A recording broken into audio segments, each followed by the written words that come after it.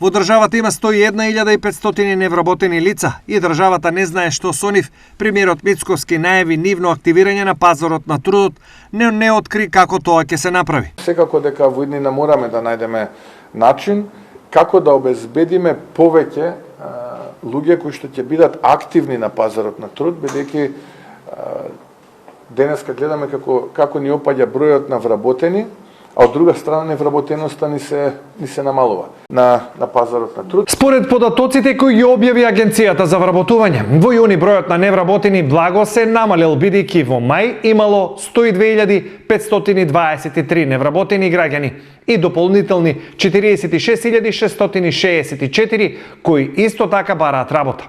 Зошто некои со години бараат работа, а не ја наоѓаат? Ти не ќе да работи. Така е пишал тај горни. Или немат школа, или немат врски. Па толку се способни. Толку способни, ако квалитетни работници секаде ги бараат. А дали сме толку способни, не знам. А нека да најдат работа. Тука ли у Македонија?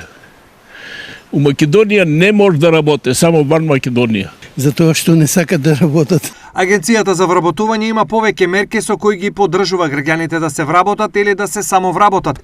Таму секоја година пристигнуваат средства од уплатите за социјални придониси за осигурување на работниците кои ги уплатуваат работодавците. Минатата година приливот достигнал 60 милиони евра, но од нив високи 42 милиони останале неискористени во агенцијата. Освен оние без со основно, средно или високо образование, како невработени имаме и доктори на науки и магистри. Па така, на листа невработени лица се 551 магистар на науки, но и 20 доктори на науки кои се пријавени за невработени.